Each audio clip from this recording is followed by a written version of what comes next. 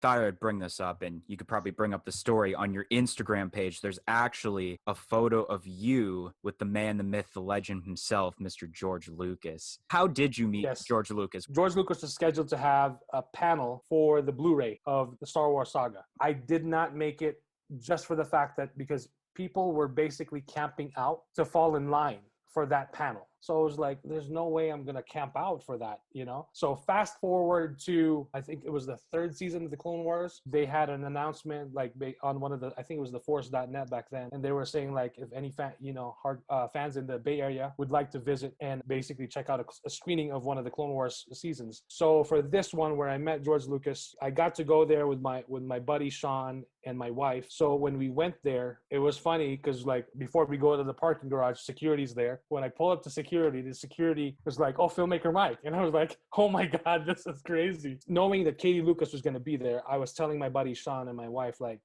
George Lucas's daughter is one of the writers for this episodes. I have a feeling that he might be here because he's going to be supporting her. The theater's filling up, and of course, there's some seats that have the reserved sign. I look back and then I see George Lucas. So we see him and we're like, okay, that's awesome. Like, we're going to get to see these episodes with George Lucas. And I'm hoping like, oh, maybe we can get to take a picture of George Lucas. But of course, there's a lot of people here. There's just no way. As we're walking out, we're taking pictures by the Yoda fountain. My wife nudges me and says like, hey, it's George Lucas. And there, he's walking out with Melody Hobson. What do I have to lose if I ask him, right? If he says no, well, at least I got to ask him. And I have that story to share. Like, hey, I asked George Lucas for a picture, but he said no. Hey, George, is it okay if we take a picture with you?